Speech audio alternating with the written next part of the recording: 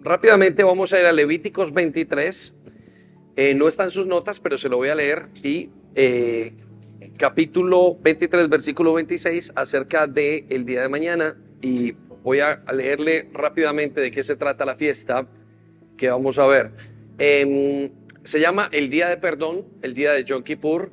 Es una fiesta hecha y dada por Dios. Es una fiesta que Dios nos manda y nos dice y nos pide que la celebremos. Y le voy a leer lo que dice en los versículos 26 en adelante. Dice así: el Señor se dirigió a Moisés y le dijo, versículo 27, el día 10 del mismo mes séptimo, ¿del mes qué? Séptimo, quiero que se ubique. En este momento el calendario de Dios, el calendario judío, es el mes séptimo. Nosotros estamos en el noveno, pero es el mes séptimo. Dice, el día 10 del mismo mes séptimo será el día del perdón. ¿Será el día de qué? Del perdón. Entonces, lo que se le llama la fiesta, esa fiesta de Yom Kippur o el día del perdón, comienza mañana a las 7:30 o cuando llega la caída del sol. Ahora, note cómo dice el Señor que debemos de hacerlo. Deberán celebrar una reunión santa. ¿Cómo debe ser la reunión? Santa. Es decir, vamos a tener que encontrarnos todos. El Señor nos está diciendo y quiero que todos en una sola voz. Mujeres, ¿podemos encender las luces de los lados? ¿Es posible? Muy bien. Y arriba también podemos hacerlo si está bien. Entonces, la fiesta debe ser santa, es una celebración, o sea, especial. Dice, y dedicar ese día al ayuno. ¿Qué debemos de hacer? Dedicar ese día al ayuno. O sea, es un día de ayuno. ¿Sí? Es un día en el que Dios quiere que ayunemos y que su pueblo ayune. Luego dice, y quemar una ofrenda en honor al Señor. La ofrenda nuestra es Jesús, ya está puesta ante el Señor. Versículo 28. No hagan ningún trabajo ese mismo día. Nosotros vamos a estar trabajando, la vamos a observar, pero el que pueda hacerlo está muy bien. Dice, porque es el día del perdón. Para nosotros ya tuvimos el perdón, es Jesús, pero la seguimos celebrando y observando porque queremos aprender muchas más y por muchas cosas que hay detrás de cada una de ellas. Dice, será el día del perdón en que ustedes obtengan el perdón ante el Señor su Dios. O sea, el pueblo de Israel es el día más solemne para Israel y es el día en el que el pueblo, en ese pueblo, aprende y sabe y recibe el perdón, ¿sí? O más bien es el día en el que el Señor les habla de cómo recibir perdón y ellos pues lo tienen que descubrir. Versículo 29, mire conmigo, el que no dedique ese día al ayuno, quien quiera que sea, será eliminado de entre su pueblo. La temática de esta fiesta específicamente es la aflicción del alma, es ayunar, es decir, Señor, te necesito una oportunidad, necesito que cambies mi vida. Esa es la temática que el Señor quiere que tengamos para ese día. Por eso Él dice, cualquiera que no ayune, entonces, cualquiera que no sea afligido, entonces será cortado del pueblo. Versículo 31, no hagan ningún trabajo, es una ley permanente. ¿Es una ley qué? Permanente. Quiere que esa ley sea para siempre, permanente es para siempre. Dice que pasará de padres a hijos donde quiera que ustedes vivan. Versículo 32, será para ustedes un día de reposo y un día dedicado al ayuno. Y lo contarán desde el atardecer del día 9 del mes hasta el atardecer del día siguiente. Es decir, a partir de hoy a las 7, 8 de la noche, usted decídalo, ya comenzará lo que nosotros llamamos el ayuno y comenzará ese proceso de limpieza o proceso de análisis y proceso de quizás de encontrarnos con Dios y pedirle perdón. Miren, cuentan aquellos que viven dentro de la sociedad judía que ellos van hoy, el día de hoy, todo el mundo, el más carnal, el más desorbitado de todos, el más apartado del pueblo, viene y ayuna y se presenta delante de Dios. Es el día más solemne que hay, es el día más solemne que hay para el pueblo de Israel. Entonces nosotros comenzaremos mañana, hoy en la noche, y terminaremos aquí en la reunión a las 7:30 de la noche. A las 7 tendremos la bienvenida y a las 7:30 comenzaremos la reunión todos y será una reunión muy diferente. Cada una de las reuniones o cada una de las fiestas tiene un significado especial y Dios quiere que lo descubramos. Amén. Quiero que usted de izquierda a derecha vea el número de las fiestas. La primera es la Pascua, la segunda son los panes sin levadura, la tercera son primicias y la cuarta es Pentecostés, y a esas fiestas se le llaman fiestas tempranas. Estas 4 fiestas usted las conoce como la Semana Santa, y la primera de ellas es la Pascua, lo que usted conoce como el Viernes Santo, el día en que fue crucificado el Señor Jesucristo. Lo que no conoce es que al día siguiente, inmediatamente termina ese día, comenzó una fiesta que se llama Panes sin Levadura, y en esa fiesta de Panes sin Levadura Dios tiene un significado y enseña algo, y es que lleva y quita el pecado, la levadura de nosotros. Pero la siguiente fiesta que vemos allí es la fiesta de las primicias. ¿Cuál fiesta? Primicias. Y la fiesta de las primicias es la fiesta que se celebró exactamente el día en el que el Señor Jesús resucitó. Y mire qué coincidencia que esa fiesta es la misma que se llama la fiesta de la resurrección o de las primicias. Las primicias son lo primero que se le da al Señor. Jesús es la primicia de la cosecha o del gran sembrío o de la cosecha del Señor, por decirlo así. Entonces, esas 3 fiestas usted las ha visto, usted las ha celebrado, culturalmente las hemos visto. Pero la siguiente fiesta es Pentecostés. La gran mayoría también, no tanto como la primera, están muy conscientes de esa fiesta, y son 50 días después de la Pascua. Y esa la celebramos en el mes de mayo. Y se le llama la fiesta de las semanas también, o Pentecostés, fiesta de los 50 días. Y en esta fiesta el pueblo o la iglesia recibió al Espíritu Santo, y ese fue el nacimiento de la iglesia. Entonces usted también está muy familiarizado con ellas. Pero ahora estamos en las últimas 3 fiestas que se llaman la fiesta del Día de las Trompetas, el Día del Arrepentimiento y Tabernáculo. Y estas fiestas se le llaman las fiestas proféticas, las fiestas que van a ser prometidas, las fiestas del Rey. Nosotros le hemos dado algunos nombres a algunas de ellas, y para nosotros son muy importantes. Y esto usted, casi la gran mayoría de gente, no está familiarizado, pero cada vez nos estamos familiarizando con ellas, y para nosotros es importante detenernos, observar, decir: Dios, ¿qué quisiste decir en este momento? ¿Qué tenemos que aprender? ¿Cómo podemos ponerlo en práctica? Y eso es parte de lo que estamos haciendo en este momento. Entonces, el viernes pasado, no este que pasó, sino el anterior, celebramos el Día de las Trompetas, ¿sí? Y tuvimos una gran celebración en la iglesia, y fue una celebración muy, muy especial, apasionante. Y esa celebración nos habla de cuando Dios va a recoger a su iglesia. Eso se le llama el rapto, el día escondido, y tiene varios nombres. Pero la siguiente fiesta es la fiesta del arrepentimiento, o el día de Yom Kippur, o que también se le llama el día del perdón. Y esa es la fiesta que vamos a celebrar el día de mañana, ¿sí? Y esa fiesta tiene un significado especial para nosotros también, y para usted y para su fe. El aprender cada una de estas fiestas lo va a ayudar a educarse, lo va a ayudar a entender quién es Dios, y lo va a hacer tener una fe mucho más profunda, y una fe y una esperanza mucho más grande. Y por último tenemos la fiesta de los tabernáculos. Esa es la fiesta que estaremos celebrando el día viernes, ¿sí? ¿Lo anunciamos? Sí, sí. Y necesitamos que usted se inscriba también. Esa fiesta es muy especial. Vamos a hacer una cabaña aquí, una mini cabaña, y vamos a celebrar y vamos a gozarnos. Es una fiesta que tiene un significado muy especial también. Entonces, en medio de esas fiestas hemos ido hablando de las doctrinas principales, las doctrinas o las enseñanzas principales de cada una de esas fiestas. Todas esas fiestas esconden, arropan, todas esas fiestas tienen dentro de ellas como las enseñanzas de la vida cristiana y las enseñanzas esenciales. Por eso es que es tan importante que ustedes y que nosotros como iglesia las observemos y aprendamos de ellas y fortalezcamos nuestra fe. Al conocerlas, yo sé qué va a pasar, yo fortalezco mi fe y comienzo en un proceso de conocimiento del Señor y de entrega al Señor. Entonces, todas estas fiestas nos están acercando al Señor de alguna u otra manera como iglesia, y nos van a ir equipando para hacerlo, para estar más cerca y para tener una fe más fuerte, ¿no? Entonces, el día de hoy, la semana pasada, el domingo, hablamos de una de las cosas o de los aspectos principales de la fiesta de las trompetas. Ese día que hablamos acerca de algo que se llama el arrebatamiento, ¿sí? El rapto lo llaman algunos, el arrebatamiento, y es el momento crucial en que la iglesia es tomada y llevada y estaremos en la presencia del Señor. Eso debió haber pasado en un día como el viernes pasado, en quizás el próximo año. Ya no pasó este año, pasará el siguiente, o en 10 años, o en 20 años, no lo sabemos. El Dios sí lo sabe, y seguramente que nos va a arrebatar y nos va a confirmar eso en su momento y cuándo serán los tiempos, y seguramente que nosotros estaremos allí, obviamente en ese proceso o en ese evento. Pero el día de el perdón, el día de Yom Kippur, comienzan una fiesta, o uno de los aspectos principales es la segunda venida de Cristo. ¿La qué?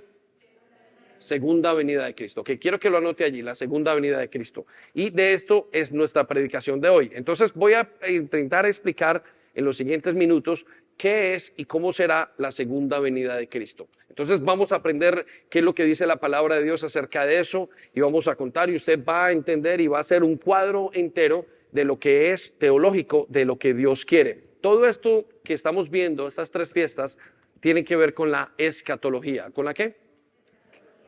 No escucho. ¿Con la qué?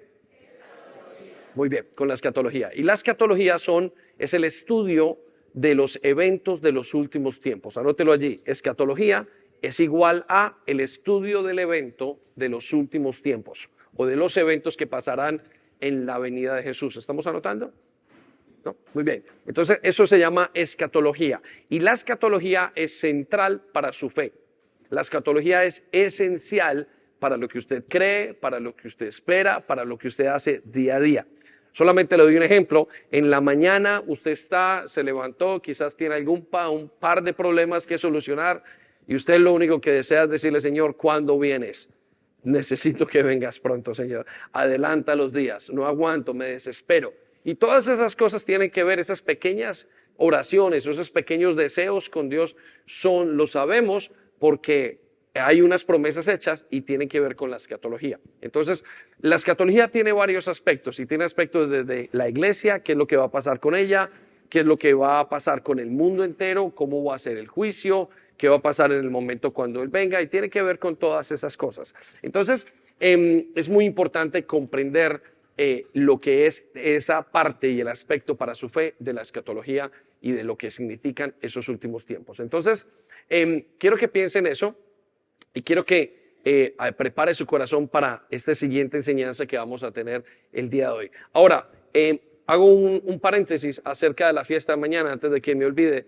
Esta noche, recuerde, comenzaremos a las 7 y comenzaremos ayunando los que puedan. No se tiene que quitar toda su comida, pero le invito, tampoco tiene que quitarse si no lo quiere, no es una obligación, realmente es una decisión, dice el Señor. Y le voy a leer lo que dice Levíticos 23. Muy rápidamente voy a pasar por Levíticos 23, versículo 6. Lo tenemos en pantalla, usted no lo tiene allí, pero anote la cita bíblica para que la pueda buscar en casa. Miren, dice Levítico 23 diciendo de esta manera. Dice: el Señor se dirigió a Moisés.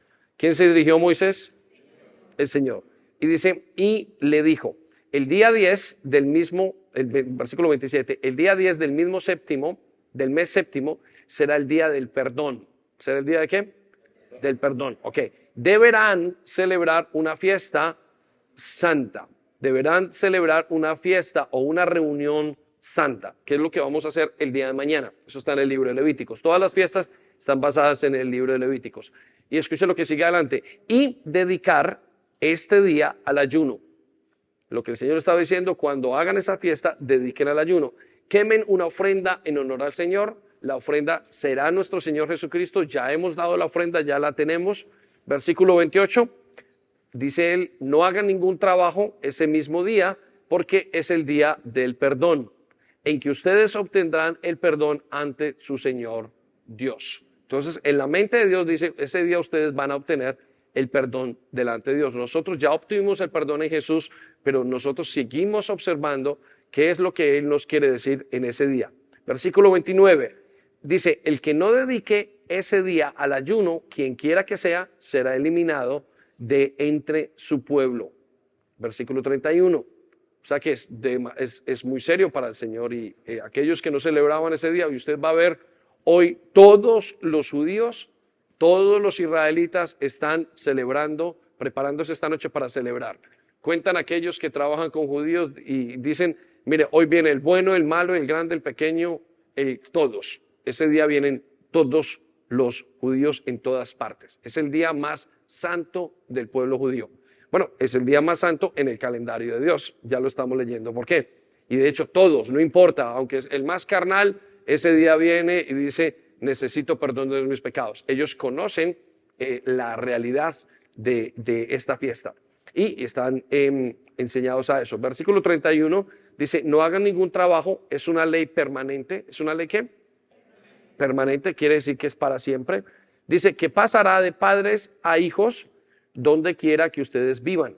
Es decir, ellos tienen que celebrarlo en todas partes. O Dios nos pide, observen esta ley a nosotros y obsérvelas donde quiera que ustedes estén. Donde estén, entiendan y vayan y hagan lo que tienen que hacer. Versículo 32 dice, será para ustedes un día de reposo y dedicado al ayuno. O sea que vamos a tomar descanso. Obviamente usted no puede sacar libre y no tiene que sacarlo. En esta ocasión vuelvo y digo, pero lo que Dios pide o lo que vamos a hacer como iglesia es ayunar. Y dice, y lo contarán desde el atardecer del día 9. ¿Del día qué? 9. O sea, el día de hoy. Hoy es el día 9 del mes séptimo en el calendario judío. Hoy es el día 9 en el mes séptimo del calendario judío. Dice, lo contarán desde el atardecer del día 9 del mes hasta el atardecer del día siguiente. ¿Hasta cuándo? El atardecer del día siguiente. Es decir, el atardecer del día de mañana. Vamos a contarlo de 7 de la noche a 7 de la mañana, perdón, a 7 de la tarde del día de mañana o al día que empecemos ya la fiesta. Entonces, piensen en eso, acepte esa invitación, es una invitación de parte de Dios, acéptela y mírela, honre al Señor si lo desea, si no lo desea, pues está en sus manos y delante de Dios. ¿Sí? ¿Amén? Ok, entonces, ahora vamos entonces con esto, una de las bases centrales de esta fiesta es lo que se llama la segunda venida de Cristo.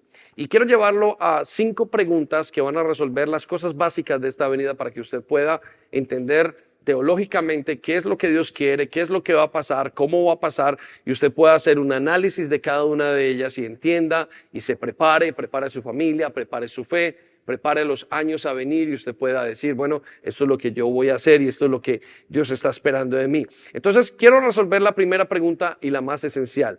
¿Qué es la segunda venida de Cristo? ¿Qué es la segunda venida de Cristo?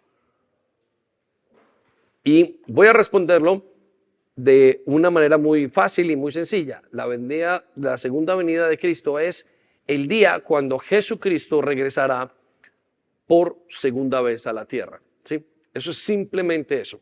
No es simplemente, realmente es mucho más allá de una simpleza, pero eso es la base de ese momento. Algunos que son nuevos y nos acompañan y dijeron, ¿qué será la segunda venida de Cristo? Bueno, es muy sencillo. Es el día en el que el Señor regresará a tocar los pies, a poner los pies en esta tierra. Es el lugar, es el momento donde Él vendrá.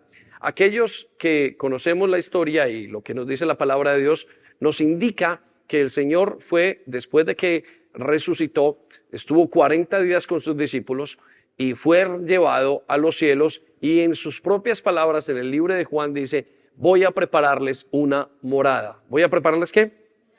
Una morada. Y el Señor dice, voy a prepararles una morada y voy a traerlos a ustedes conmigo. Se las voy a preparar para que ustedes estén conmigo. Y quiero decirle algo, esa es la base de la fe cristiana. Eso es base esencial de la fe cristiana.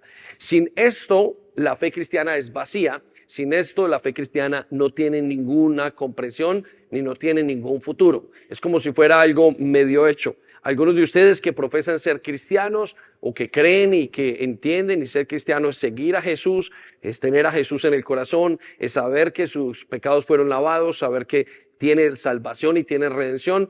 Tiene que entender que hay una segunda parte para ese plan, y esa segunda parte tiene que ver con lo que pasará en los tiempos a venir, que es lo que estamos hablando. De esto habla el libro de Apocalipsis, de esto hablaron todos los apóstoles y profetas. Algunos lo mencionan como el día de la ira, como el día esperado, Dios lo menciona como el día oscuro, otros lo mencionan como el día aún de redención, otros lo mencionan como el día de justicia. Tiene muchísimos nombres en la palabra de Dios, pero todos tienen una referencia: Él volverá.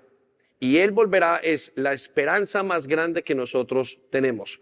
Si Él no volviese, y vamos a hablar de esta pregunta que quizás algunos se hacen, si Él no volviese, bueno, nuestra fe, vuelvo y digo, no tiene ningún sentido, y no tiene ningún sentido que usted ponga su esperanza en Dios. Y tiene otra cosa muy importante, o tiene otro aspecto, que si Él no volviese a por nosotros, si Él no volviese por nosotros, entonces lo demás es una mentira.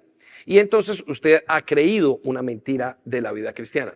Y si la vida cristiana usted encuentra una, dos o tres, o simplemente con que encuentre una mentira, el resto usted puede descartarlo porque puede estar y ser una gran mentira. Entonces, si Jesús no volverá, entonces nunca Jesús resucitó, nunca Jesús murió por sus pecados. Y Pablo lo dice de una manera muy sencilla, sus vidas siguen completamente iguales, sus vidas no han cambiado y su fe y su tiempo lo están perdiendo.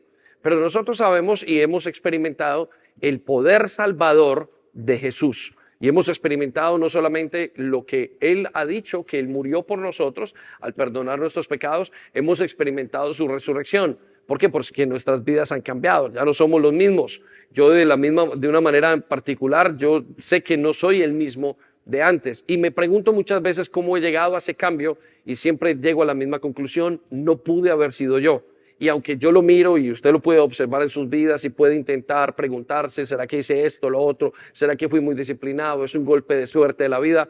Ninguna de esas cosas nos da a entender todas las cosas y todos los cambios que han pasado en nuestra vida. Entonces, si todo esto es verdad y todo esto tiene sentido, entonces tenemos una fe y algo que va a pasar en los siguientes años o en el futuro de nuestra vida, según lo que dice la palabra de Dios. Y por eso la segunda venida es central para nosotros. Vaya conmigo a Primera de Juan 3:3. Usted no la tiene allí, pero la vamos a poner en pantalla. Primera de Juan 3:3 nos dice, y escuche lo que dice, todo aquel, repita conmigo, y todo aquel, no, muy bien, otra vez conmigo, estoy leyendo mal, y todo el que tiene esta esperanza, más fuerte, tiene esta esperanza, más fuerte, tiene esta esperanza, en Él se purifica a sí mismo.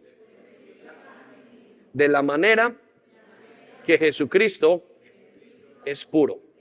Ok, quiero que entienda esto. La palabra de Dios nos dice, el que tiene esta esperanza, todo aquel que tiene esta esperanza, su vida se purifica, es decir, cambia.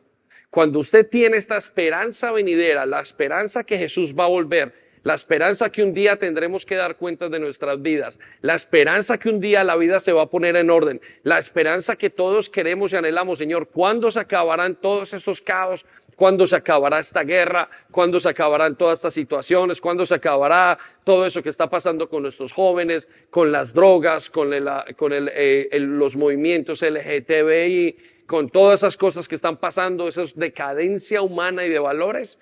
Entonces usted se purificará, quiere decir cambiará, se transformará, algo va a pasar en su vida y eso es lo que está pasando en este momento. Denle un aplauso, Señor, porque eso es una esperanza muy grande.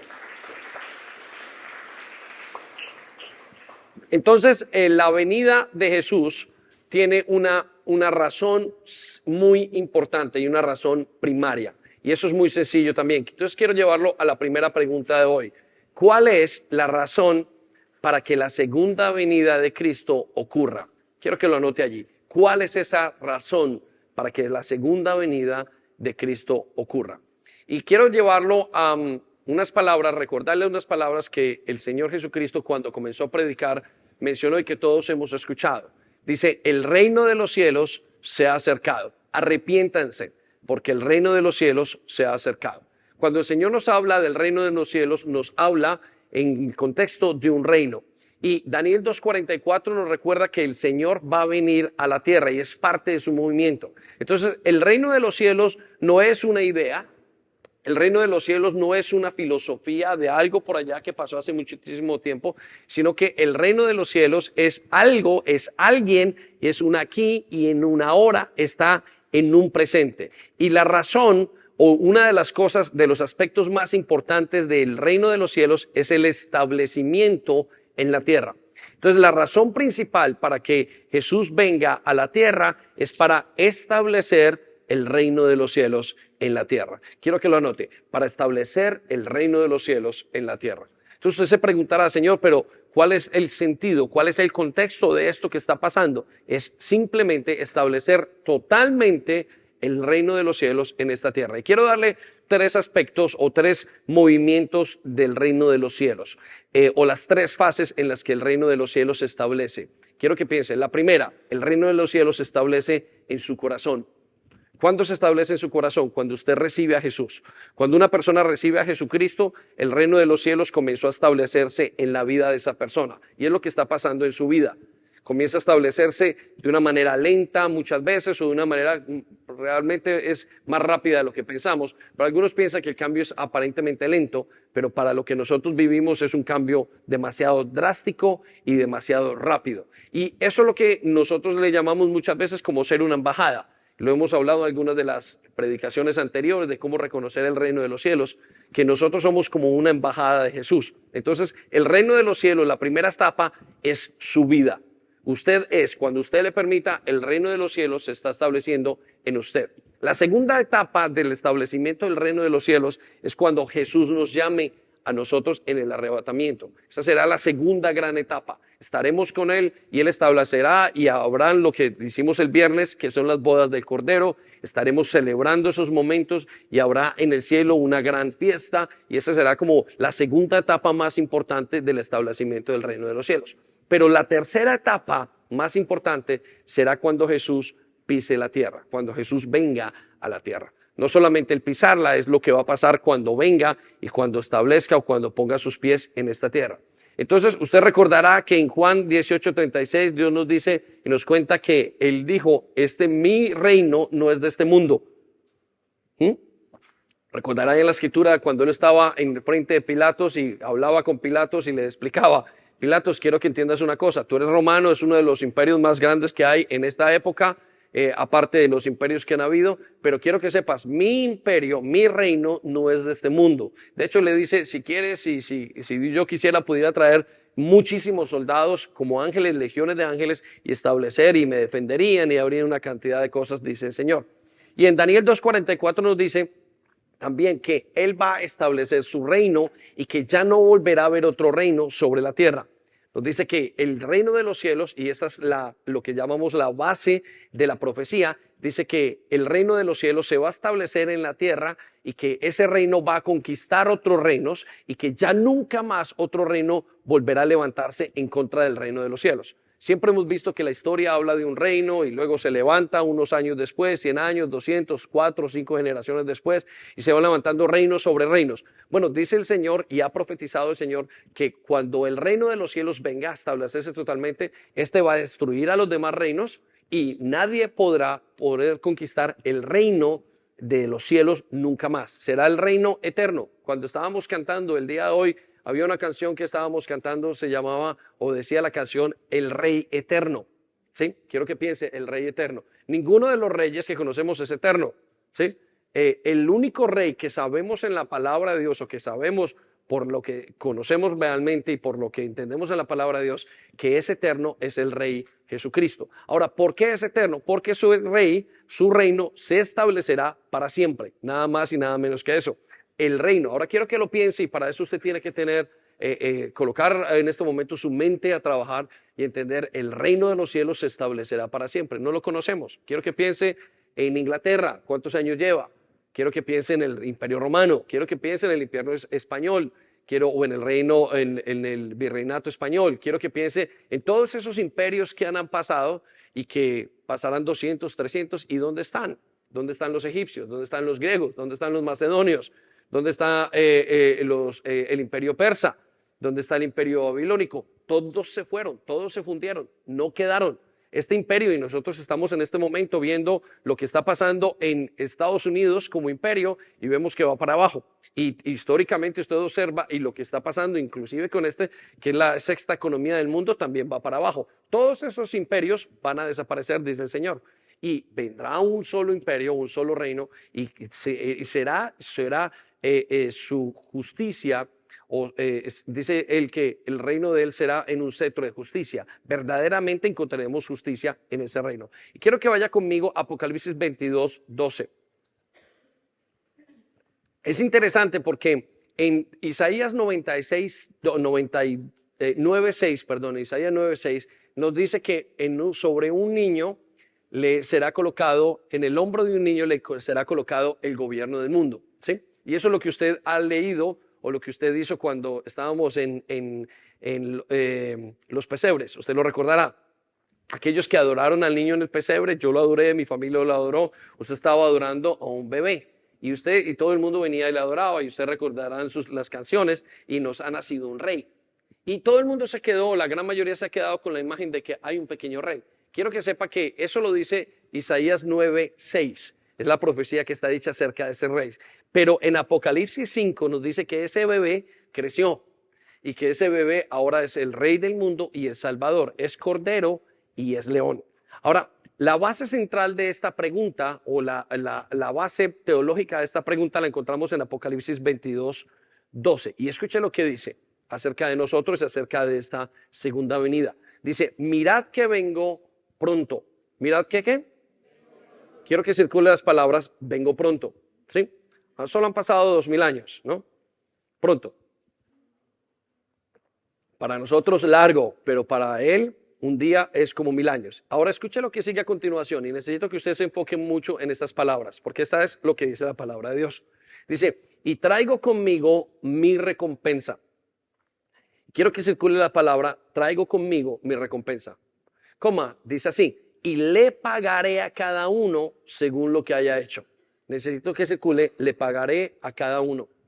Entonces, lo que Dios nos dice que en la segunda venida, no solamente Él va a venir a la tierra, sino que Él va a traer su recompensa y va a traer un pago o un cobro o va a pagar a cada uno según le haya hecho. Es una expresión nada más y nada menos que juicio. Cuando Él venga, el mundo entero tendrá que darle cuentas a Dios de lo que ha hecho. Ustedes pensarán, y cuando hablábamos, hay unos que hablan acerca de la muerte de Hitler y que como Hitler y no hay justicia en este mundo. Usted lo mirará en su vida y pensará muchas veces acerca de ese tema y cómo Hitler pudo morir matando 6 millones de judíos. Bueno, quiero que sepa que Hitler tendrá que pagar por todo lo que hizo. Todo el mundo tendrá que pagar. ¿Por qué? Porque el mundo está construido sobre una base bajo el concepto de un Dios que es santo y de un Dios que es justo y de un Dios que es juez. Anótelo allí. Dios es juez. Quiere decir que Él es el juez máximo de todo el universo. Lo que quiere decir para nosotros es que Él va a poder pedir cuentas de todo lo que hemos hecho.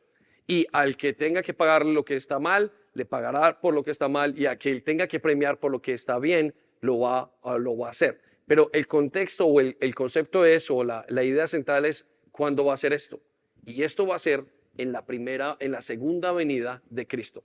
Otros teólogos nos hablan, en la primera venida vino un bebé a salvar al mundo. En la segunda viene, y también dice, vino un cordero. Y usted lo conoció como el cordero que quita el pecado del mundo. Pero en la segunda venida, Él viene como un rey, y ya no viene como un bebé, sino como un rey. Y ya no viene como un cordero, sino que viene como un león.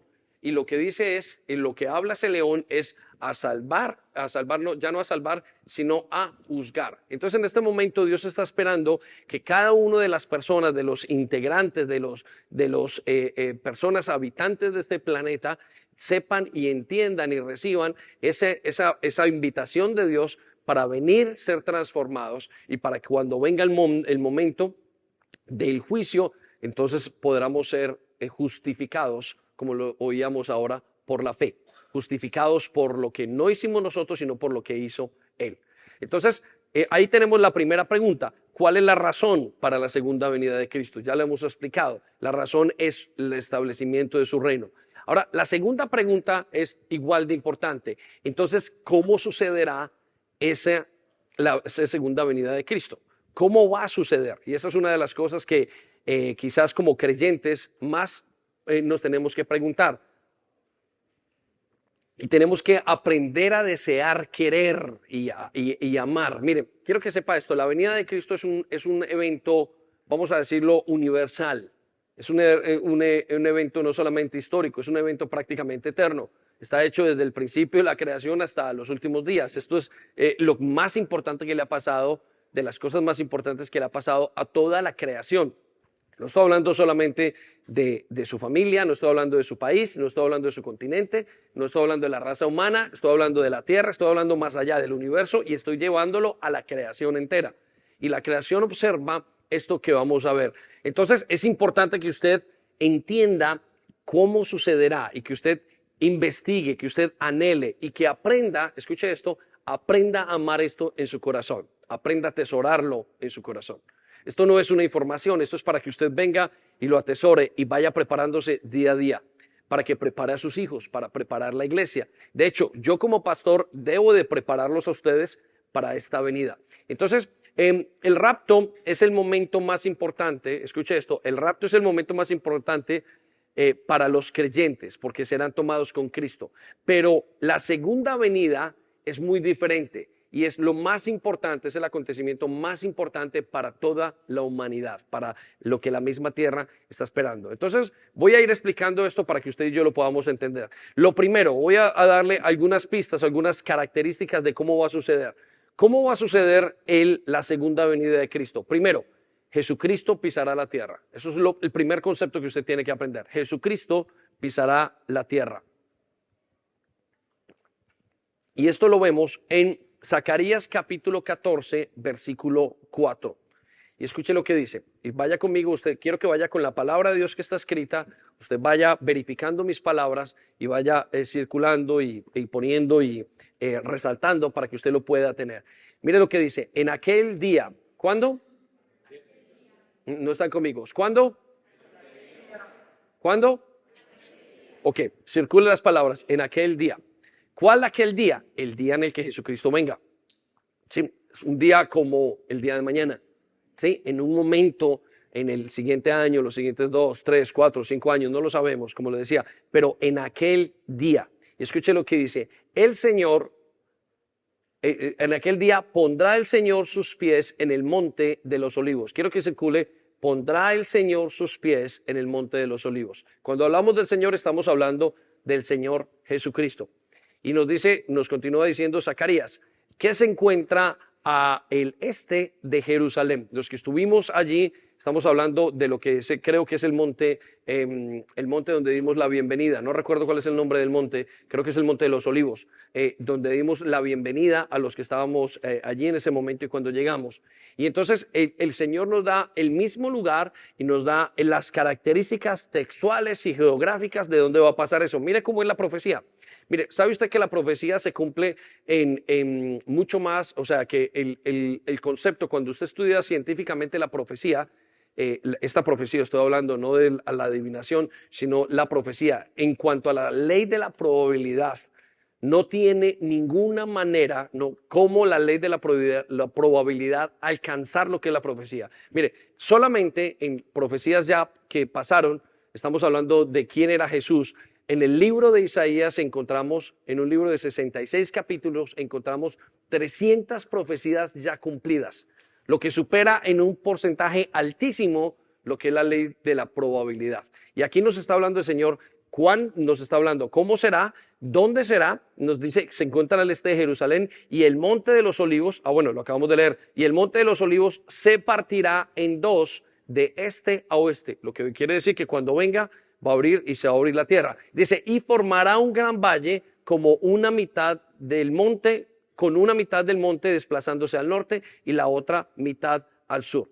Entonces, quiero que piensen esto. En el rapto, el momento más esperado por la iglesia, es el momento más esperado por la iglesia, pero el momento más esperado por toda la creación, nos dice el libro de Romanos, capítulo 8, 22, dice que es la venida de Jesús a la tierra. Dice que estamos clamando. El hombre, el ser humano, la misma tierra está clamando por todo lo que está pasando. Y usted se imagina ahorita, por ejemplo, estos calores que han habido. Sabe que nunca, yo llevo 23 o 24 años en este país y nunca había tenido tanto calor en el mes de septiembre como lo tuvimos hace poco.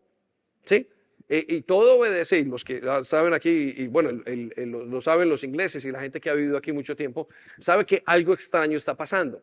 Y todo eso se llama en la Biblia los dolores de parto. Algo está pasando, hay temperaturas, acaban de aparecer terremotos en Marruecos, acaban de hacer cosas que nunca habían pasado antes y continúan pasando. O sea, la Biblia nos dice que esas son como dolores de parto, como una mujer cuando está embarazada que comienzan a darse los dolores de parto y se van aumentando cada vez más. Ahora, esos dolores de parto indican un nacimiento, una llegada de algo, y en este caso están indicando la llegada de Jesús y están indicando, son los tiempos, necesitamos algo. Mire, a nivel sociológico, a nivel cultural, a nivel económico, todo lo que está pasando, necesitamos que alguien venga y necesitamos que venga pronto un rey a colocarle orden a este lugar. Amén. Denle un aplauso a Dios, venga.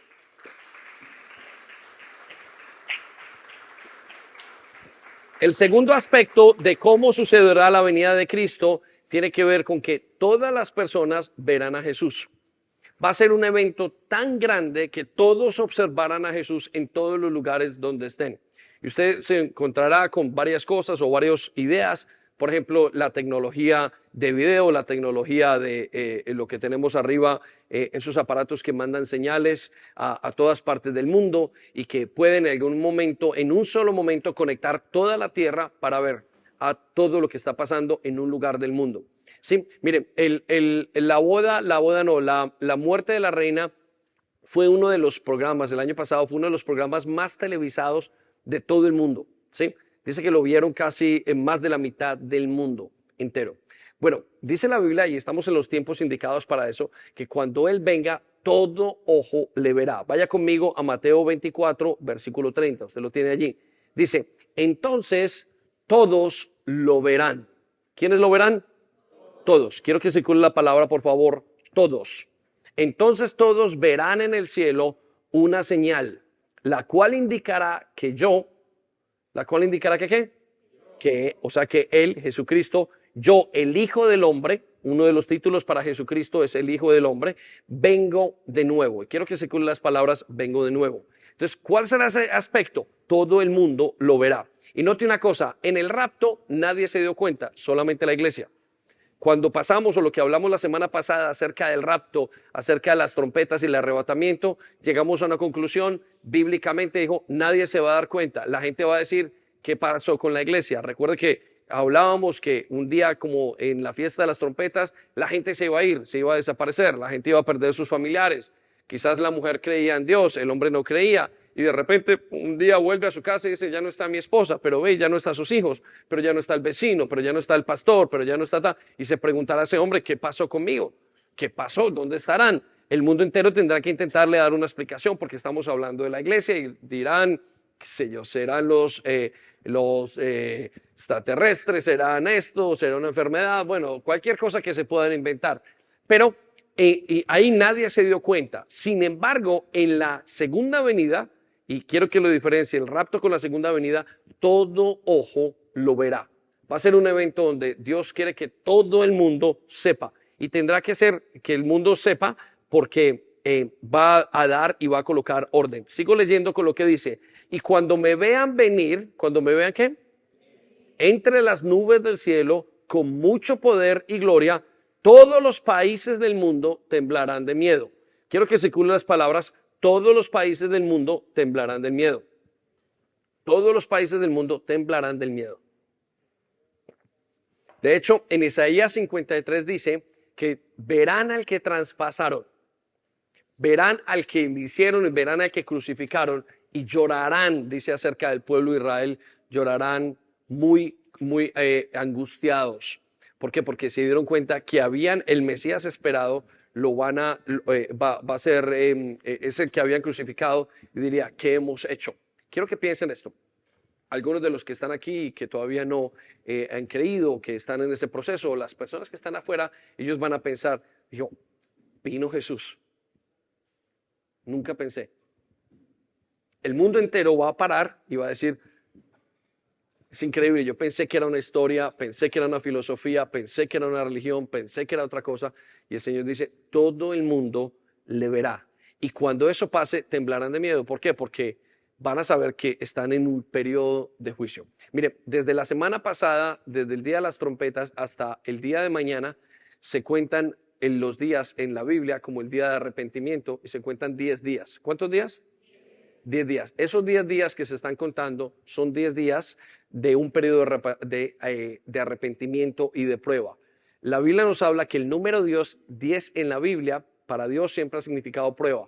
10 los mandamientos, 10 las plagas de Egipto y 10 en este caso los días de espera. ¿Sí? Muy poquita gente lo sabe. Entonces lo que hacen todos los judíos, los que saben, es que comienzan a arrepentirse y comienzan a buscar a Dios y a poner sus vidas en orden. Por eso es que llega el día de mañana y dicen, nadie se lo puede perder, porque dijo el Señor y lo leímos, sus pecados van a ser perdonados. Entonces eso tiene que ver con lo que va a pasar el día de hoy. Ahora, eso es a nivel micro. La fiesta nos está mostrando qué va a pasar a nivel de una manera pequeña, pero aquí lo que estamos hablando ya es la misma fiesta en un contexto macro, en un contexto ya de la creación y de la tierra. Entonces, quiero que piensen eso. Vieron al Mesías, al que habían negado, al que habían dicho no creíamos, y en ese momento se arrepintieron. Pero quiero que sepa esto, va a ser muy tarde. Algunos se van a arrepentir, otros creo que no. Otros van a decir, nada, por no quedar mal. Y van a, no, yo no creo que vaya a ser ningún problema. O no creo que, no, ese no es el mismo. No, no van a aceptar que están equivocados. Voy a hablar la tercera parte, del tercer aspecto. Se oirá el aviso de una trompeta. Anótelo allí. ¿Se oirá qué? Usted recordará que en el rapto se escuchó la voz de Jesús. La Biblia dice, mis ovejas oyen mi voz y yo las, ¿qué? Yo las llamo. Dice él, en el rapto, el mismo Jesús nos llama a nosotros. En la segunda venida, él no dice, yo los voy a llamar, voy a mandar ángeles que vayan por ustedes. Es interesante cómo Dios ve la cercanía de su iglesia y les dirá, vengan, y lo recibirá. Recuerden, ya lo vamos a ver en unos momentos. Y dice, yo los llamo por mi voz. Quiero que sepa que si usted es hijo de Dios, en el momento que usted vaya a ser arrebatado, lo que estábamos hablando de hace una semana de la fiesta pasada, usted escuchará su nombre. ¿Cómo será ese momento tan especial? David será arrebatado. David, porque mis ovejas oyen mi voz y yo las llamo por el nombre. Jesús sabe su nombre. Pero en el caso de la iglesia, perdón, de la segunda venida, como él viene a juzgar, ya viene en otro contexto muy diferente.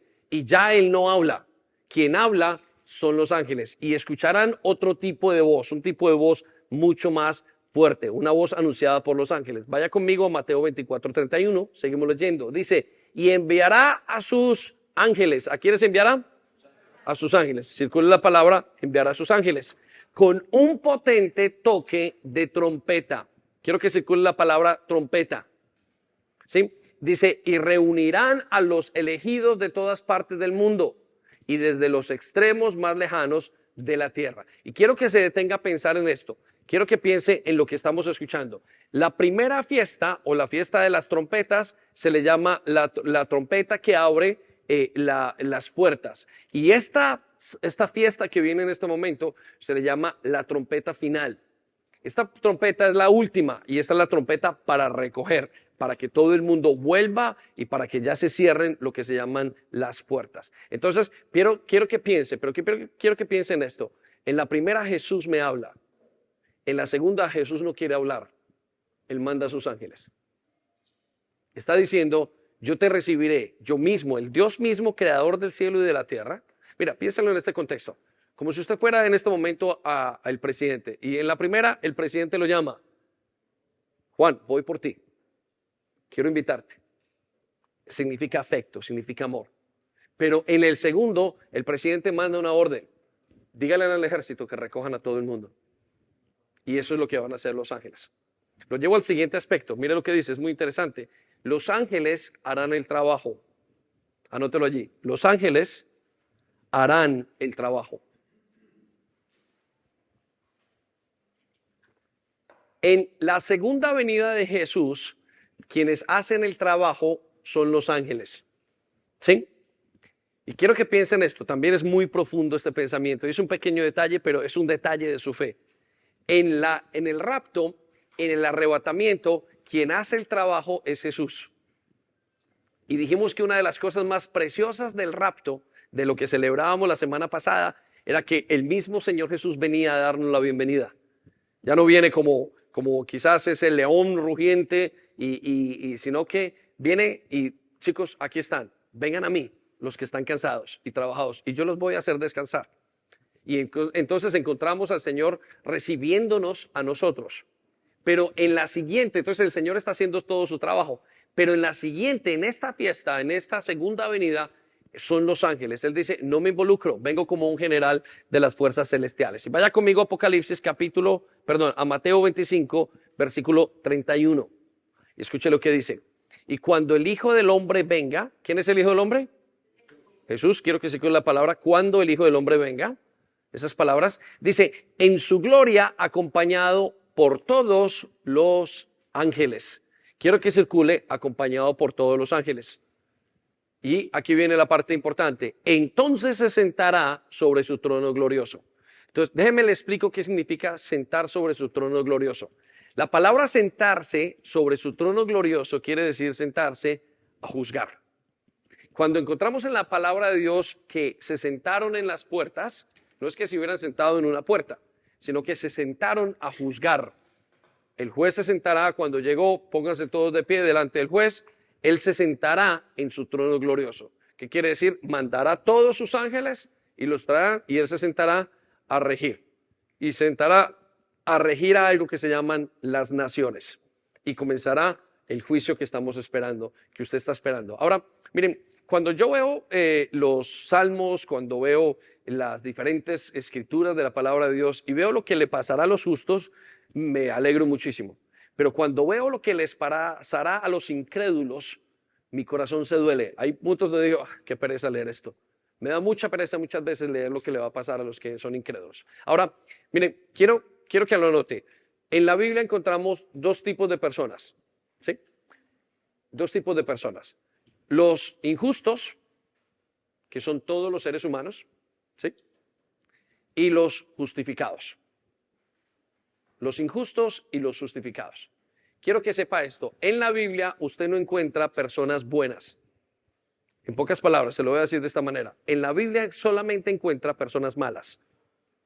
El hombre es malo desde su misma creación. Y si usted quiere investigar esto un poquito, solamente piense en los últimos pensamientos malos que ha tenido. Le doy 2 segundos, unos 1000 segundos. Ni me los diga, porque usted sabe que son muy malos. ¿Sí? Ya se dio cuenta usted a primera mano que hay algo malo dentro de usted. Y por eso tenemos malos pensamientos. Y por eso tenemos pecado. Pero luego existe otro grupo. ¿Sabe cuál es ese grupo? Los justificados. ¿Quiénes son los justificados? Aquellos que eran malos y fueron limpiados por Dios y fueron transformados. Y están en ese proceso de santificación. Entonces, ser cristiano no es ser bueno. Quítese del concepto de ser bueno, de buenismo. Ser creyente es ser justificados. Es comenzar a pensar diferente, no porque usted pueda pensar diferente, sino porque Dios está viviendo en usted. Y eso se llama santificación. Amén. Dele un aplauso al Señor. Venga. Entonces Él se sentará a juzgar y dice, y los ángeles harán el trabajo, vendrá con todos sus ángeles. Siguiente aspecto de cómo será su venida, habrá gran guerra. ¿Qué va a haber? Gran guerra, anótelo allí. Habrá gran guerra, ¿sí? En el rapto, quiero que piensen esto, el rapto era un momento de descanso, hay celebración, hay gozo, hay regocijo. Cuando nosotros lleguemos a estar con Dios, dice que va a haber las bodas del Cordero, que es lo que estábamos celebrando o lo que estábamos aprendiendo el día viernes. Fue muy bonito para la iglesia. Vimos que va a haber un tribunal para darnos y para premiar. Van a haber varias cosas, va a haber mucho regocijo, van a haber lo que se llaman las bodas del Cordero. Y esas bodas del Cordero, lo que va a pasar en ese momento, o lo que pasó en ese momento del rapto, es pura celebración. En la segunda venida va a haber juicio y destrucción. Quiero que vaya conmigo a Apocalipsis capítulo 19, versículo 17. Miren, algunos han dicho, no lea Apocalipsis, es el libro más difícil que hay, y quiero quitarle ese concepto. Muchos dicen que se enloquece. Es el libro más ordenado de la Biblia, ¿sí? Ahora, ¿por qué tenemos ese concepto? Porque no quieren que usted lo aprenda y lo lea. Pero estamos aprendiendo un poquito de Apocalipsis 19 y vamos al versículo 17. Escuche lo que dice. Y después vi a un ángel parado en el sol que les gritaba a los buitres que volaban en lo alto de los cielos. Vengan, reúnanse para el gran banquete que Dios ha preparado. ¿Para qué? No están conmigo, iglesia. ¿Reúnanse para qué? Ok, para el gran banquete. Quiero que circulen las palabras, el gran banquete que Dios ha preparado. Usted pensará una comida. Escuchen, mire, póngase en la mente de Dios en este momento. Versículo 18. A continuación dice, vengan y coman la carne de los reyes, los generales y los fuertes guerreros, los de caballos, sus jinetes y los de toda la humanidad. tantos esclavos como libres, tanto pequeños como grandes. Es increíble esto. Mira, quiero que se detenga a pensar en la guerra que hay en este momento en Ucrania y cómo están volando y cómo están dañando de un grupo a otro, y hay otros conceptos allí bien fuertes. Aparentemente Ucrania se está defendiendo, pero bueno, eso tiene algo más político detrás que lo que podamos pensar. Pero quiero que piensen en la gente, quiero que piensen en los que están allí. Cuando venga el Señor, lo que está diciendo es: voy a acabar con todos.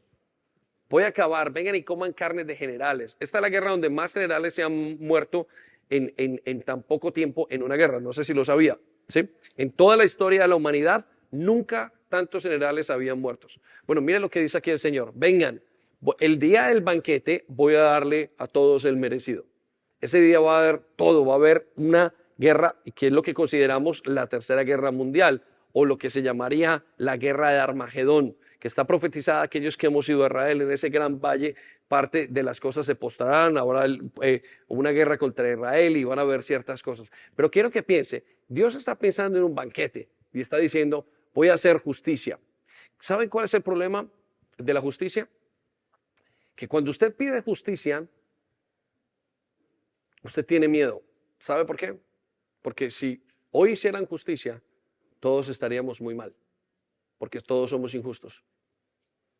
Cuando usted pide: Señor, haz justicia en mi vida,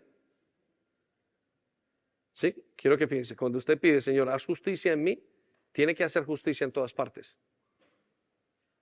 Bueno, ese día que Él venga, ya tendrá que hacer justicia sobre todos. ¿No ha tenido usted el pensamiento: Señor, cómo es que tú no acabas con esa parrandada de pedófilos? ¿Cómo es que tú no acabas con aquellos que le venden drogas a los jóvenes, a los niños? ¿Cómo no acabas con aquel que abusa? ¿Cómo no acabas con esto? Y usted se mira y usted dice: Señor, pero casi que soy parte de todo eso. Y usted piensa: Señor, tiene que llegar, y en los Salmos, y está escrito en toda la Biblia, habrá un día en el que ya le haya dado todo el tiempo suficiente para que se arrepientan, y no se arrepentirán. Ellos, entre más tiempo tengan para arrepentirse, más pensarán ellos. Las naciones enteras, estamos hablando de naciones que tienen más y más poder. No es lo que hace Rusia, no es lo que hace Estados Unidos, no es lo que hace este país, no es lo que hacen todas las grandes naciones del mundo.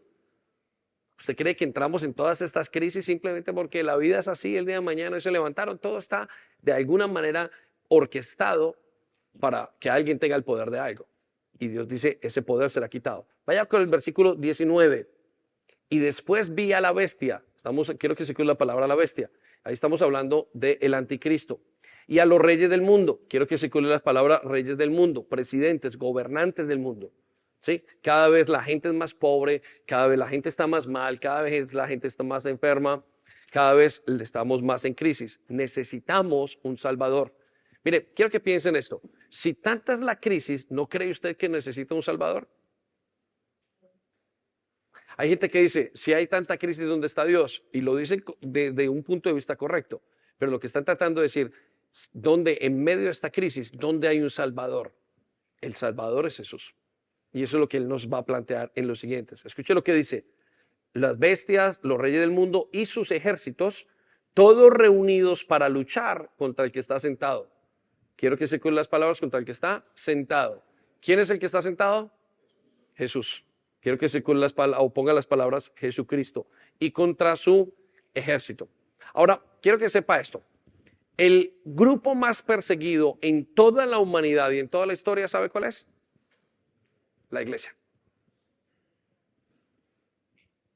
Siempre es el más perseguido. ¿Por qué? Porque estamos haciendo, o porque la iglesia hace y cumple la palabra de Dios. No somos perseguidos nosotros, nos persiguen por Él. ¿Sí? Hace muchos años, les voy a contar rápidamente, una muchacha había estado en las drogas no sé cuánto tiempo. Había sido una muchacha difícil, estaba ya en sus 30, llegó a su casa: mamá, quiero que sepas. La mamá sufría muchísimo por esa muchacha. Quiero que sepas que ahora estoy caminando con el Señor, ahora estoy en una iglesia. Su mamá dijo: ¿qué? ¿Ahora te voy a perder para siempre? Prefería esa señora que su hija estuviera todavía en las drogas a que estuviera con el Señor. Y es el pensamiento de casi todos los que hemos venido. Dios tiene que hacer un cambio muy grande en nosotros, y por eso es que somos personas diferentes. Muy bien, lo llevo a la siguiente aspecto. Los incrédulos serán arrasados. ¿Los incrédulos serán qué? arrasados. Está en el listado, ¿sí? Miren, en la primera venida, en el arrebatamiento, en el arrebatamiento o en la fiesta anterior, en la fiesta de las trompetas, la iglesia fue ¿qué? Arrebatada. Quiero que lo escriba. En la segunda venida, los incrédulos serán arrasados.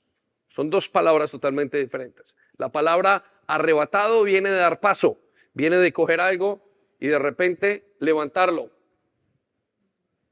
La palabra arrebasado quiere venir de destrucción, quitado totalmente de la tierra, totalmente quitado del concepto de lo que es de Dios, raído de la paz de la tierra. Vaya conmigo a Mateo 24 para que lo leamos y escuche lo que dice. Cuando el Hijo del Hombre regrese, ¿cuando quién regrese? ¿Quién es el Hijo del Hombre?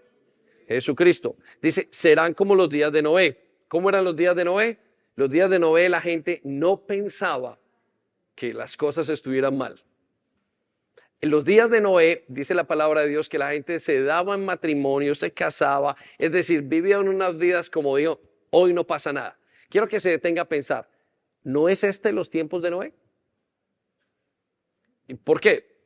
Todo está bien, andamos como en seguridad, andamos como que no pasa nada. Las cosas están mal, pero no pasa nada. No pasará nada. No hay juicio, no hay que darle ley, no hay que hacer nada. Estamos bien. Y escuche lo que dice en el versículo 39.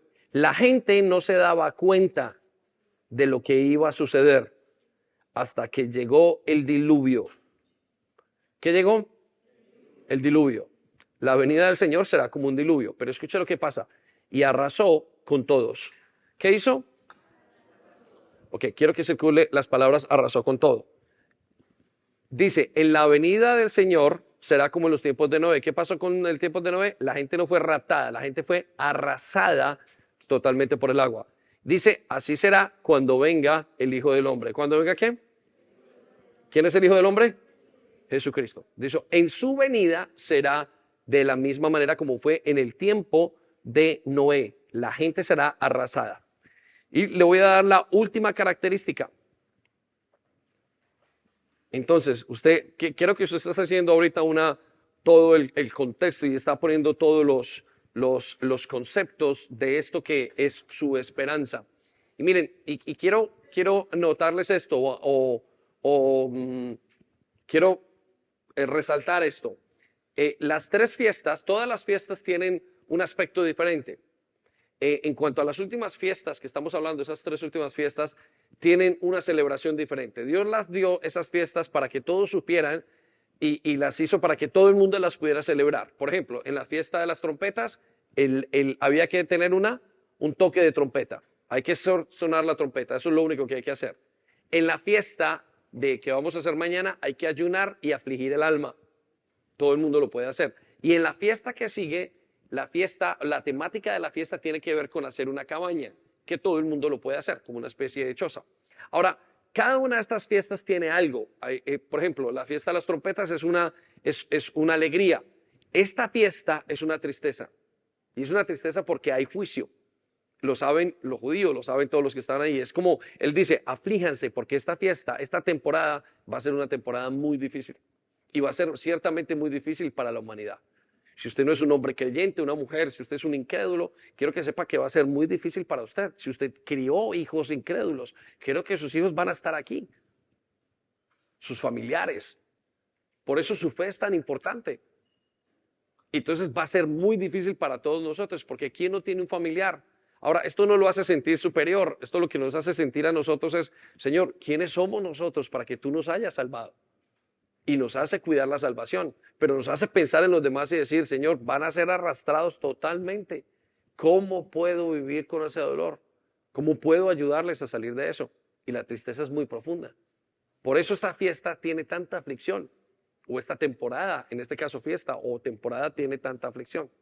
Entonces voy a llevarlo a que se emitirá un juicio, ¿sí? Y vaya conmigo al libro de Mateo, capítulo 25, versículo 31.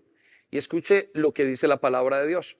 Bueno, le menciono algo. En el rapto nos llevan a un tribunal para premiar. En la venida de Cristo nos llevan ante un juez para condenar. No nos llevarán a las personas ante el juez para condenar.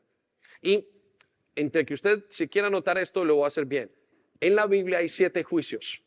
El juicio de Adán, el juicio del pecado, el juicio a las naciones, que es el que vamos a ver, el juicio del tribunal de Cristo, que es un juicio bueno, el juicio del trono blanco, que va a pasar después de este, y el juicio de los ángeles y el juicio de Satanás. Y todos estos juicios tienen un concepto muy importante. Quiero que piensen esto. ¿Qué significan estos juicios? Es decir, esto es como usted se tiene que preguntar frente a un ladrón. Por ejemplo, ya le dieron la orden de captura. Un juez dice a una persona, tal persona la estamos persiguiendo por fraude, por narcotráfico, por trata de blancas, usted póngale el nombre, por pedofilia, por todo lo que haya sido. Y esta persona ya está juzgada. Mire, en el cielo todas nuestras vidas están juzgadas. Aquí, si usted roba algo aquí en este momento, usted dice, nadie me vio, no se preocupe, en el cielo ya lo vieron. Todo está escrito en el cielo. ¿Sí? Usted dirá, no, nadie me vio, nadie oyó lo que yo dije. No, en el cielo todo está recorded, como se dice, todo está registrado. Y esta es la vida real. Por eso es que una persona dice, en un momento de su vida dijo, le robaron. Y la persona dice, pero ¿por qué me habrán robado? ¿No se acordaron que hace 20, 30 años él robó a una persona? ¿Por qué le pasan? Y eso es lo que se llama la siembra de la ley, de la siembra y la cosecha. La ley de la siembra y la cosecha. ¿Sí? Entonces todo ya a usted, lo que aquí se dice en oculto, en el cielo es un escándalo. Anótelo. Y eso es una verdad. Y si usted quiere vivir la vida cristiana, tiene que vivirla bajo esta verdad. Y de esto depende inclusive todo de su vida, lo que pasa en el futuro, lo bueno y lo malo. ¿Sí? Y en muchas de las cosas, nosotros o el ser humano ya fue juzgado. ¿Qué es lo que está haciendo Dios Jesús con la invitación? Lo está eximiendo a través de la justificación. Murió por él, tomó su lugar. Y entonces eso hace que la persona sea justificada. ¿Estamos? Pero para los que no han aceptado esa justificación, no les queda nada más y nada menos que recibir la condenación. Entonces, cuando usted está hablando y estamos pensando por qué Jesús es tan importante para mi vida, no solamente es porque me va bien en el trabajo, me va bien en el dinero, me va a dar salud y me va a bendecir. Olvídese de eso, eso es cierto. Pero la verdad de por qué Jesús es tan importante en su vida es por algo que se llama justificación. Es decir, el día que usted pague, el día que usted tenga que compadecer ante ese juez, usted va a ser o condenado o justificado. Y lo único que lo va a justificar es haber creído en Jesús. Y eso es súper importante para usted. Es un tema legal, más que un tema espiritual, o es una legalidad espiritual.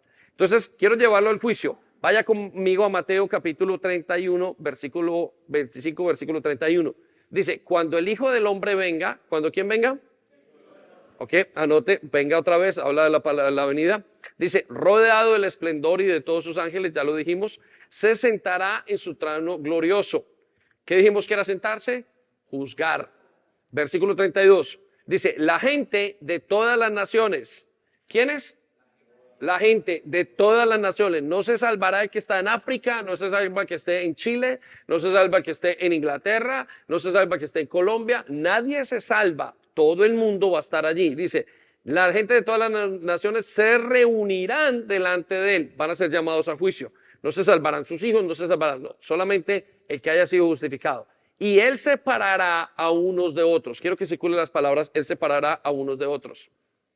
Note lo que dice, él los separará. ¿Quién los separará? El mismo Jesús. Él es el juez que estamos esperando. Dice, como el pastor separa las ovejas de las cabras. ¿Quiénes son las ovejas? ¿Quiénes son las cabras? Es muy claro. Las ovejas son sus creyentes, las cabras son los incrédulos. Versículo 33.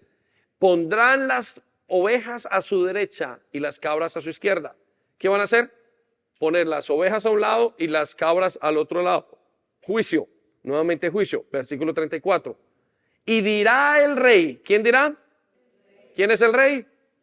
¿Y quién es Jesús? El juez.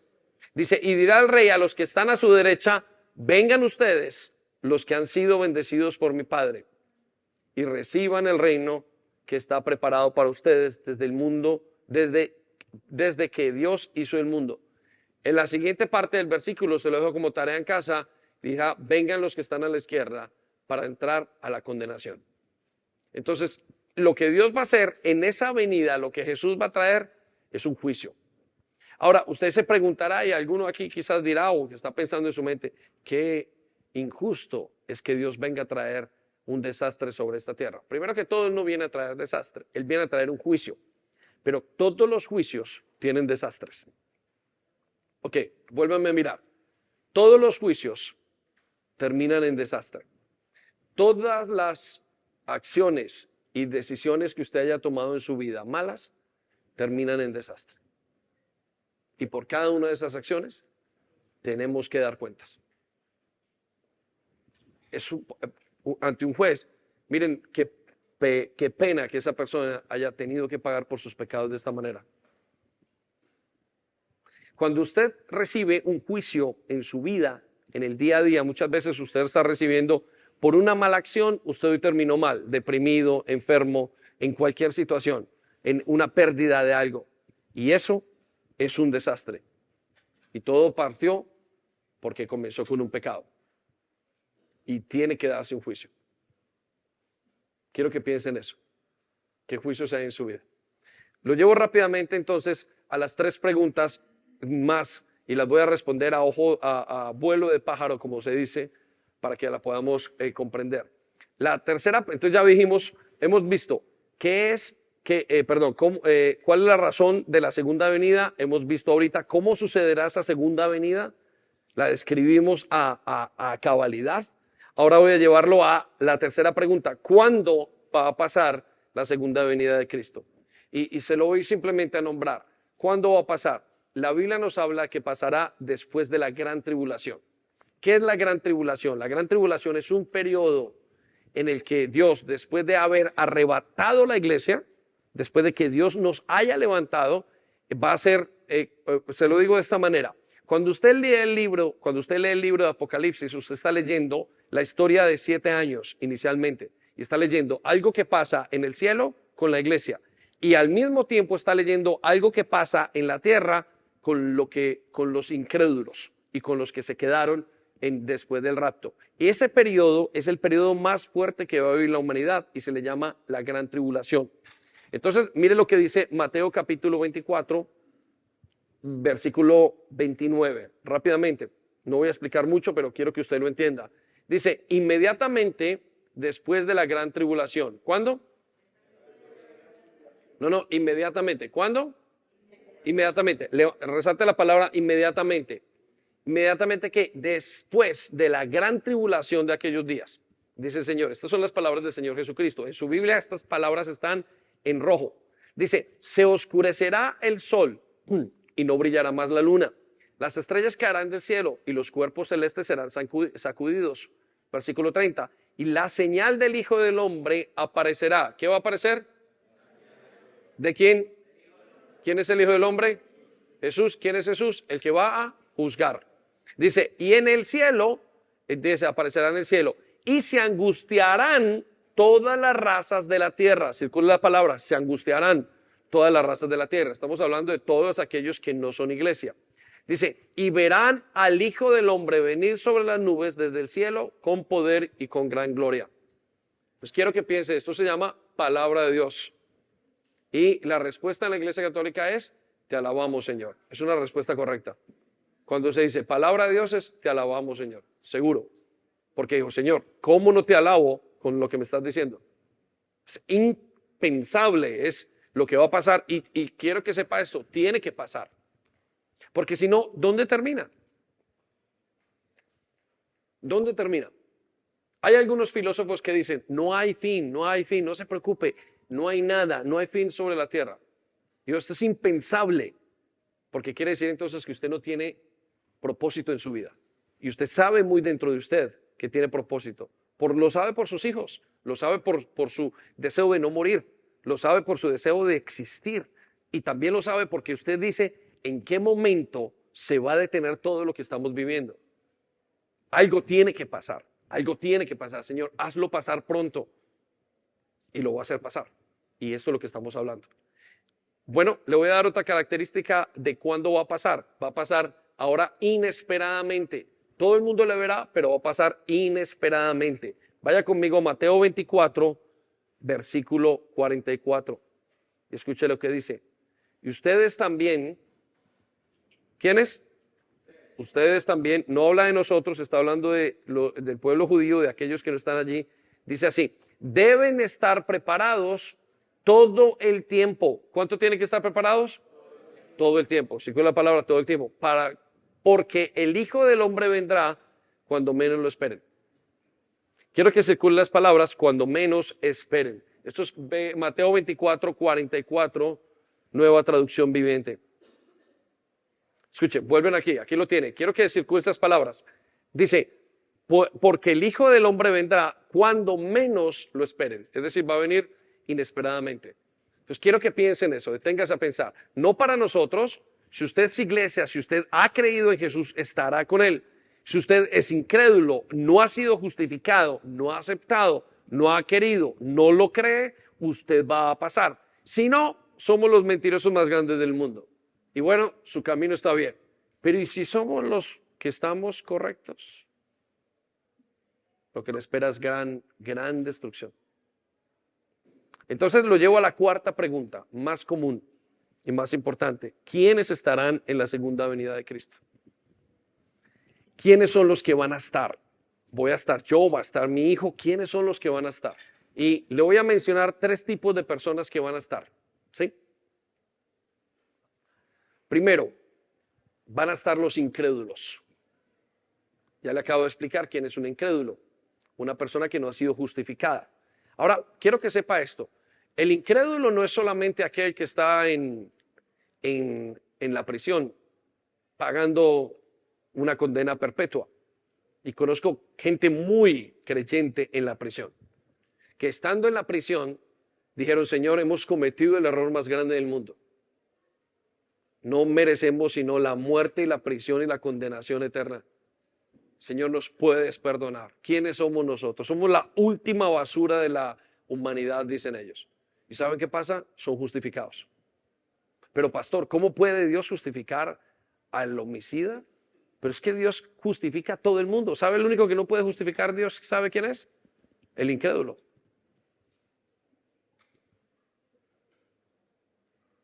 Entonces, ¿quién es el incrédulo? El incrédulo es el que está aquí.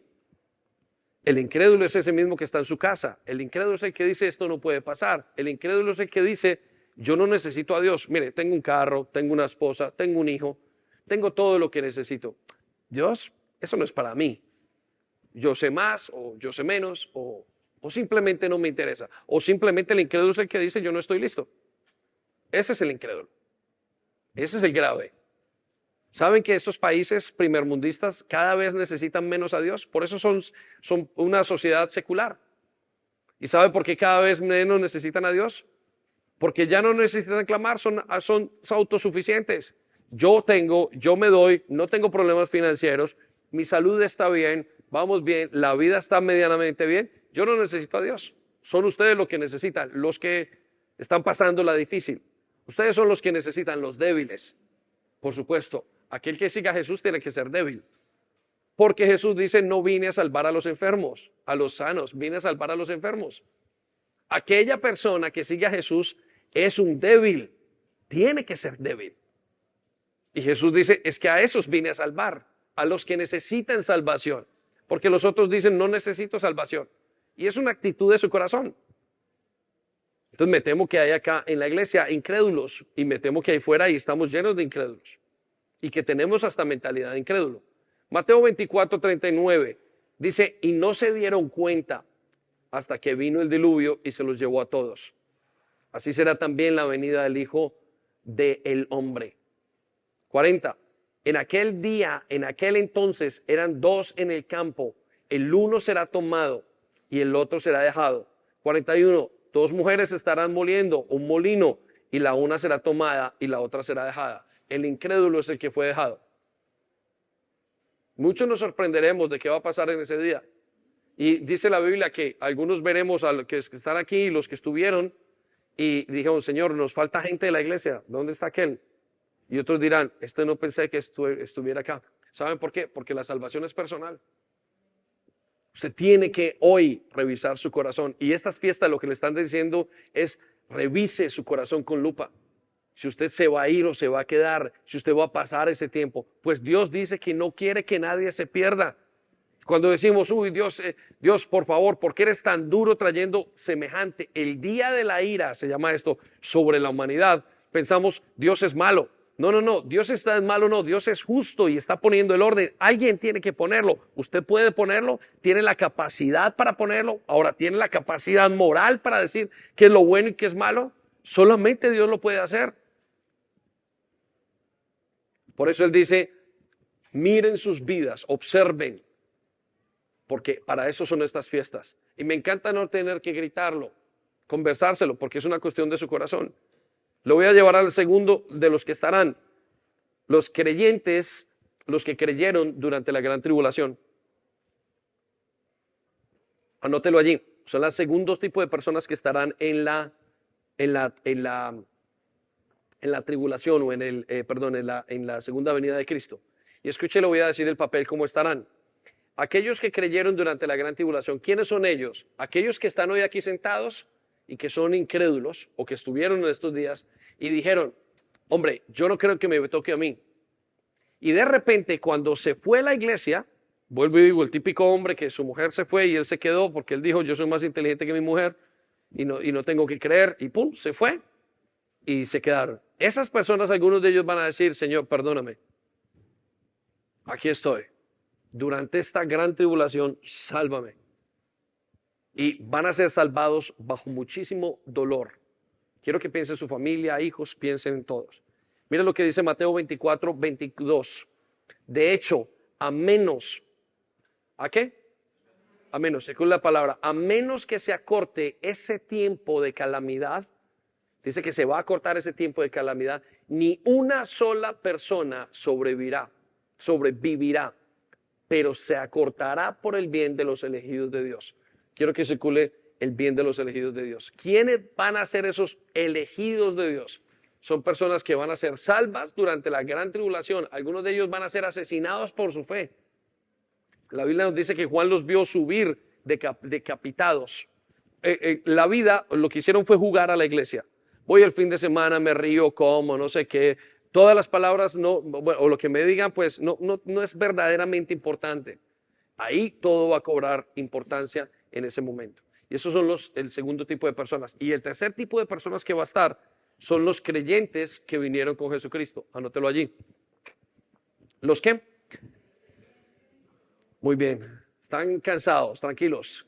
Mire, este es un tema muy importante y no me quiero ir hasta que no terminemos. Tenemos solo 5 minutos y ustedes van a tener que salir de aquí conmigo rápido para que entre el siguiente grupo y podamos compartirle. Pero quiero que se lleve esto que es muy importante. Las siguientes personas que van a estar allí son los creyentes que vinieron con Jesucristo. Vaya conmigo a Apocalipsis 19, 14. Y esto es importante. Su fe, vuelvo y digo, su fe se está fortaleciendo, está entendiendo, se fortalece a través del conocimiento de lo que dice la palabra de Dios, y lo estoy preparando para la venida de Jesús, o nos está preparando el Señor. Y escuche lo que dice, está hablando de Jesús, y lo seguían los ejércitos del cielo. ¿Qué dice quién? Lo seguían. ¿A quién seguían? A Jesús, ¿sí? En su venida.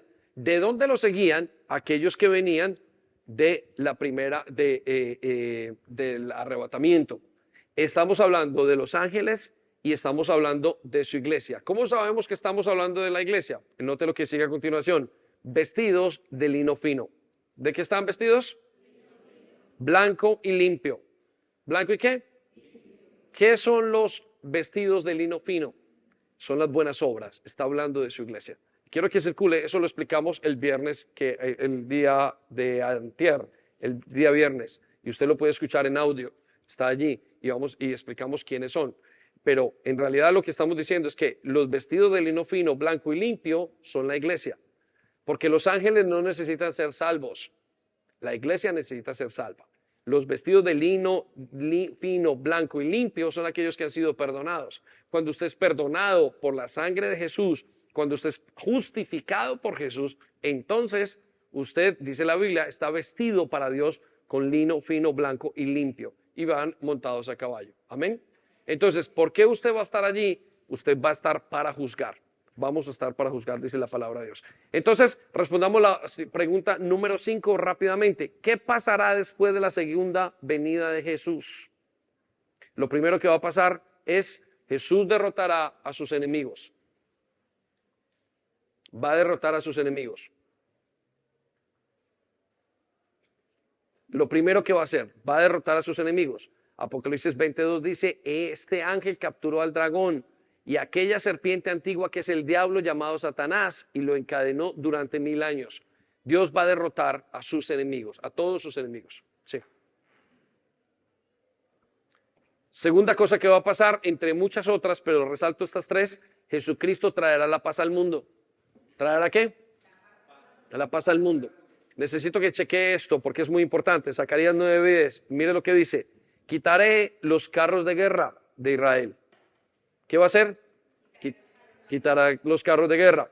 Dice, y los caballos de guerra de Jerusalén. Está hablando como en clave. Lo que está diciendo, estoy quitando todo lo que tiene que ver con la guerra. Dice, y destruiré todas las armas usadas en la batalla. ¿Qué va a destruir? No van a haber necesidad de armas. No van a haber necesidad de armas. Él va a destruir, va a traer. Lo que está diciendo, voy a traer paz. Y tu rey traerá paz a las naciones. Quiero que circule esas palabras bien circuladas. Tu rey traerá paz a las naciones. Escuche, esto es precioso. Y estas son palabras que les llegan a su corazón. Los jóvenes quizás no entiendan, porque no entienden para qué paz. Pues creen que vivieron y que han nacido en un país perfecto, en un mundo perfecto. Pero cuando uno conoce la palabra de Dios y uno va caminando, uno ya puede ver la imperfección muy claramente, muy, muy claramente. Y uno puede ver cómo está este mundo y cómo necesita paz. Algunos solamente dejan de dormir a partir de los 40 años. ¿Sabían o no? Porque el ser humano es adulto cuando llega a los 30 años. No piense que sus hijos son adultos cuando llegan a los 18. Piano, ¿me regalas? ¿Me acompañas? El grupo de alabanza, voy a acercarse un momento. El adulto es cuando llega a los 30 años. Allí comienzan a cambiar. Y hay un momento cuando uno tiene hijos, uno dice, realmente no estamos en paz. Y uno comienza a entender y a quizás hasta preocuparse de qué es tener un hijo en este tiempo. Pues quiero que piensen eso. Y escuche lo que dice la palabra de Dios. Y tu rey traerá paz a las naciones. ¿A quién va a traer paz? A las naciones. Escuche lo que sigue a continuación. Y su reino, esto es precioso y vale la pena resaltarlo. Y su reino se extenderá de mar a mar y desde el río Éufrates hasta los confines de la tierra. ¿Qué va a hacer su reino? Se extenderá. Esto es lo que estamos diciendo. La segunda venida es para extender su reino. Y usted espera ese reino. Eso es lo que usted está anhelando. Eso es lo que usted está preparando. Pero pastor, yo tan sencillo, sí, es que no depende de usted, depende de Él. Y si Él ha cumplido todas las cosas ya, entonces tendrá que cumplir estas cosas que vienen en este momento. Por consiguiente, entonces, lo dejo en el último. Jesucristo nos dará el privilegio de reinar con Él. Quiero que se detenga a pensar en esto. Vamos a reinar. Usted no va a estar dentro de ese juicio siendo condenado. Usted va a estar reinando con Jesús. Esas son palabras mayores. Él dice, van a reinar con Jesús. Parte de la promesa no es simplemente salvarlo y darle una vida nueva. Es que usted sea totalmente transformado a tal punto, dice él, que su herencia le ha entregado a usted. Y por eso nos está preparando. ¿Sabe usted por qué tiene que tener carácter? Porque el día de mañana usted va a reinar con Jesús. ¿Sabe por qué pasamos tantas dolencias que nos hacen pasar por dificultades y que nos hacen sacar muchas veces lo más difícil dentro de nosotros? Porque tenemos que ser formados para reinar con Jesús. Apocalipsis 26. Con esto terminamos. Han sido muy buenos conmigo al escucharme. Mire lo que dice. Ellos son los primeros que volverán a vivir. ¿Quiénes son ellos? Estamos hablando de nosotros. Dice, pues han recibido una gran bendición. Está hablando de la iglesia. Quiero que escuche con su corazón. Ellos, porque han recibido una gran bendición y forman parte del pueblo elegido de Dios. Nada de lo que usted haga aquí es en vano. Nada de lo que haga para Jesús es en vano. Ningún esfuerzo que haga para el Señor va a ser en vano. Él dice, ese pueblo es elegido por Dios. nunca serán apartados de Dios, sino que serán sacerdotes de Dios y del Mesías. ¿Quién es el Mesías? Jesús. Dice, y reinarán con él. Quiero que circule la palabra, reinarán con él durante 1000 años. Y el resto de los muertos, Dios, ¿y qué pasó con el resto de la gente? No volverán a vivir hasta que se cumplan 1000 años. Y entonces sucederá lo que se llama el juicio del gran trono blanco. Esos tiempos son apasionantes, iglesia. Póngase de pie. No tengo mucho tiempo, tengo solamente un par de minutos. Pero quiero dejarlos con un pensamiento. El pensamiento es, estos tiempos son maravillosos. Y esta salvación tan grande no es un juego. Esta salvación tan grande que nos ofrece Dios es algo que no podemos ni pensar ni describir. Es algo que va mucho más allá de nuestros dolores actuales, de nuestras dificultades, de nuestros mismos pensamientos. Es difícil comprenderlo. Es difícil muchas veces concebirlo para creerlo. Pero Él dijo, es por fe. Sigan luchando por fe. Sigan esforzándose en la fe. El que comenzó la obra dijo que la iba a terminar. El que comenzó en usted todo el proceso de cambio y renovación, lo va a terminar. Pero necesita una cosa, obediencia. Necesita entregar su obediencia. ¿Qué es su obediencia? Su voluntad. Él ha dicho, no solamente ha dicho, yo voy a terminar la obra, pero ha reservado una cosa para nosotros, nuestra voluntad. Solamente Dios puede hacer la obra en usted, si usted se lo permite. Toda la creación, todo tiene una sola condición, que usted le permita. Nuestro libre albedrío es el impedimento más grande que tiene Dios para transformarnos. Es su decisión. Por eso usted se pregunta, pastor, ¿y con todo esto qué tengo que hacer? Hoy vendo mi casa, me caso, tengo hijos, cambio de trabajo, ¿qué hago? Doy mi vida. Y lo único que Dios dice es, tome su cruz y sígame todos los días. Es lo único que tiene que hacer. Entréguele su voluntad hoy. Él va a ser la parte macro de este gran plan. Él la lleva a cabo. Y miren, lo dijimos, es majestuoso lo que hemos oído. Pero usted solamente tiene que hacer entonces, ¿qué hago, pastor? Entregue su decisión.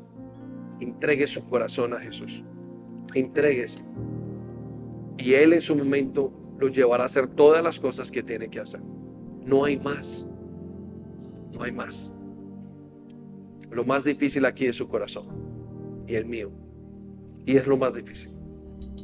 Lo más difícil no es traer un juicio para naciones enteras, millones de millones, mandar ángeles, no. Lo más difícil para Él hoy es mi corazón. Eso es lo más difícil que tiene. Esperamos que haya sido de bendición para ti.